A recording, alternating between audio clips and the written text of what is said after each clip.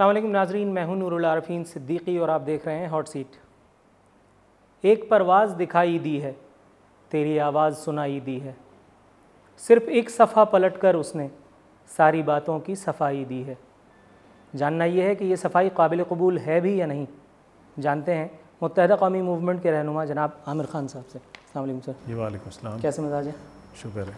आमिर साहब, एक माफ़ी, तमाम चीज़ों की सफाई, सही है, जस्टिफाइड है? बिल्कुल जस्टिफाइड। How come? आपके दीन ने आपको एक तरीक़ा दिया है। पहली बात तो ये कि मैंने किसी को जाकर नुकसान नहीं पहुंचाया, ज़ाती तौर पर किसी को कत्ल नहीं किया, किसी का खून नहीं बहाया। फिर भी जो भी हमारे किसी भी अमल से एक तवील अरसे में जो भी नुकसानात हुए, उसको मैं अपने आप को ज़िम्मेदार समझता हूँ कि हमारे किसी अमल की वजह से ये नुकसानात हुए। यानी बराह रास्त मेरे हाथ से किसी को नुकसान नहीं पहुँचा और ना मैंने कभी किसी को आज तक कोई नुकसान पहुँचाया, लेकिन फिर भी मैंने ज़िम्मेदारी कबूल की और उन तमाम लोगों के सामने अपने आप को पेश कर दिया। कुरान इस बात की इजाज़त देता है और आपका दीन आपको इस बात की इजाज़त देता है कि अगर किसी की कोई जान गई है, आप लवाहिकीन के सामने अपने आप को पेश कर दें, वो अगर आपको माफ़ कर दें तो आपके अल्लाह ने भी आपको माफ़ कर दिया। मैंने उनके सामने अपने आप को पेश कर दिया। मैंने हालांकि बराह रास्त मैंने नुकसान नहीं पहुंचाया था किसी को, लेकिन मैंने ज़िम्मेदारी कबूल की, क्योंकि हम एक चीज़ को लेकर चल रहे थे, एक लोगों को हम लेकर आगे बढ़ रहे थे। उसमें अगर लोगों की जानें गई हैं तो मैंने उसकी ज़िम्मेदारी कबूल की और लवाहिकीन के सामने अपने आप को पेश कर दिया। जब उन्होंने खुले दिल से मुझे तस्लीम कर लिया तो फिर मेरा ख्याल है काफ़ी है। अगर आपको सुबह का भूला मान भी लिया जाए तो इस बात की क्या गारंटी है कि ये भूला शाम को दोबारा घर नहीं भूल जाएगा? इस बात की कोई गारंटी नहीं है और आप किसी की भी कोई गारंटी नहीं दे सकते कि कौन आदमी कब क्या करे। इम्कानात हैं? नहीं, कोई इम्कानात नहीं है। पहले भी अल्ताफ़ भाई के साथ थे, बीच में कुछ चीज़ें ऐसी हो गई, मिसगाइड कह लें आप, हो गए, भटक गए, लेकिन वापस अपने महवर पे आ गए। तो इसको आप दोबारा से भटकना नहीं कहेंगे कि अब दोबारा नहीं भटका जाएगा। कायद के साथ वफ़ादार हैं और रहेंगे इंशाअल्लाह। आमिर साहब, MQM एक ज़माने तक चीख चीख कर मौजूदा हुकूमत को एक करप्ट हुकूमत बताती रही है। अब अचानक ऐसा क्या हो गया रातों रात कि ये करप्ट हुकूमत इतनी अजीज़ हो गई कि आप सब कुछ छोड़ करके हुकूमती दिफा पर कमर बस्ता हैं? देखें, जब आप सियासत में होते हैं ना तो कोई चीज़ भी हतमी नहीं होती है।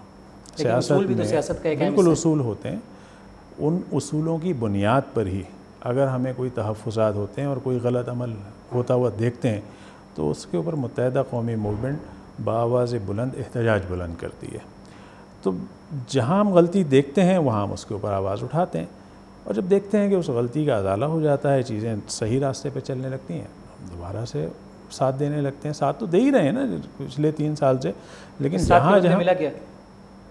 ना मिले, कुछ सिस्टम चल रहा है, जमहूरियत चल रही है। अगर आप इस सिस्टम को डिरेल करते हैं और आप हुकूमत को गिराने की कोशिश करते हैं तो मौजूदा सिनेरियो में हो सकता है कि कोई ऐसी ताकतें आ जाएं दोबारा से, वही ताले आज़मा जो इससे पहले पाकिस्तान की हुकूमतों पर अपने आज़माते रहें, ताकत के ज़रिए कब्ज़ा करते रहें, दोबारा कोई आ गया फिर बैठ गया तो फिर क्या होगा? तो इस सिस्टम को चलते रहना चाहिए, जमहूरियत को आगे बढ़ते रहना चाहिए। हो सकता है कि इस दौर में डिलीवर ना कर रही है, नहीं कर रही हो, कोई मसला नहीं है, लेकिन जमहूरियत को तो मसला है। नहीं, मसला है, लेकिन ये सिस्टम चलते रहना चाहिए। इस सिस्टम में नहीं डिलीवर करेंगे, अगले सिस्टम में अवाम ही इनको इनके ओहदों से, इनकी सीटों से हटा देंगे। अवाम को ये हक़ मिलना चाहिए। अगला इलेक्शन होगा, अवाम इनको मुंतखब नहीं करेंगे। इस तरह 2-3 इलेक्शन तो हो जाने दें ना। गलत लोग हैं, नहीं डिलीवर करते हैं, नहीं सही तरह से लोगों के मसाइल हल करते हैं, लेकिन इस सिस्टम को चलने दीजिए।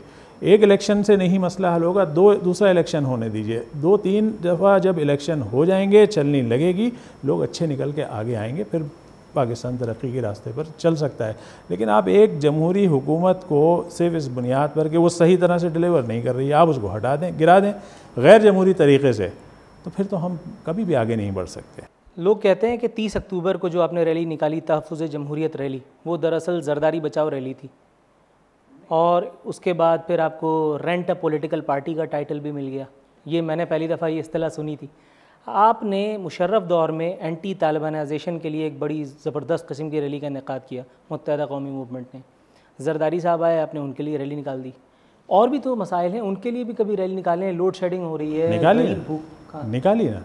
बलूचिस्तान के अंदर बलोचों के साथ ज़्यादती हुई, मुत्तहिदा कौमी मूवमेंट ने रैली निकाली ना। सरहद के अंदर जब ख़वातीन के ऊपर मसाइल हल हो गए, मसाइल ना हल हों, हम एहतजाज तो करें। एहतजाज करना हमारा, कराची में टारगेट किलिंग बढ़ती चली गई, नो रैली वाज देयर। नहीं बिल्कुल, उसके ऊपर भी आवाज़ बुलंद की, उसके ऊपर भी एहतजाज किया। नहीं, आपने शायद आपको याद नहीं है, पूरे शहर के अंदर आवाम निकल कर सड़कों पर आ गए थे। आवाम तो ज़रूर आए थे, मगर आवाम किसके साथ हैं? आवाम इसीलिए आए ना, मुत्तहिदा कौमी मूवमेंट के साथ वाबस्तगी दिखाने के लिए आए ना। मुत्तहिदा कौमी मूवमेंट तो हर इशू के ऊपर रैली निकालती है। जब जो भी मामला आपके सामने ना, वहाँ सरहद के अंदर जो है वो तालिबानाइजेशन के ज़रिए जो ख़वातीन के साथ ज़्यादतियाँ हुई, वो बहू बेटियों को जो रोड पे लिटाल कर मारा गया, मुत्तहिदा कौमी मूवमेंट ने उस पर भी रैली निकाली। तो जब आप मुल्क के एक सदर के ख़िलाफ़, जो आइनी तौर पर मुल्क का सरबराह है, एक बावक़ार बाइज़्ज़त ओहदा है, आप उसके ख़िलाफ़ जब नाज़ेबा अल्फाज इस्तेमाल करेंगे तो उसके ऊपर तो हमारा हक़ है ना, हम उसके ऊपर आवाज़ बुलंद करेंगे। हमने यकजहती का इज़हार किया, हम उस अमल के ख़िलाफ़ जो वहाँ पर पंजाब में शहबाज शरीफ साहब ने किया था, उसके ख़िलाफ़ हमने आवाज़ बुलंद करी कि उनको ऐसे अल्फाज नहीं इस्तेमाल करने चाहिए। ये हमारा जमहूरी हक़ है और हम करेंगे, आइंदा भी करेंगे, मज़ीद रैलियाँ निकालेंगे। मेरी पीपल्स पार्टी के कुछ लोगों से भी मुलाकात हुई, वो हंस रहे थे इस रैली के इनेकाद के बाद। वो सिर्फ ये कह रहे थे कि ये शाह से ज़्यादा शाह की वफ़ादारी दिखाने वाली बात है। आपको नहीं लगता कि इससे आप लोगों को, आपकी इमेज को कोई नुकसान पहुंच सकता है? मुझे नहीं पता आपसे किसने ऐसी बात की है। उसी रैली के अंदर पीपल्स पार्टी के ज़िम्मेदारान मौजूद थे, आगा सिराज दुरानी साहब मौजूद थे, पीर मज़हर उल हक़ थे, ताज हैदर बिल्कुल लिया। उनकी आप तकारीर उठाकर देख लें, बिल्कुल लिया। उन्होंने अपने दिल की आवाज़ को आवाम के सामने रखा, बिल्कुल लिया। एक यकजहती है, एक इत्तेहाद है सूबे की बेहतरी के लिए, मुल्क की तरक्की के लिए। तो एक हमारा आपस में मेल जोल है, इत्तेहाद है, तो उससे किसी को क्या तकलीफ़ होती है? और आपसे किसी ने कहा है तो मुझे नहीं मालूम किसने कह दिया, हमारे सामने ऐसी कोई चीज़ नहीं आई। ठीक है नाज़रीन, यह वक्त हुआ एक ब्रेक का, ब्रेक के बाद मिलते हैं।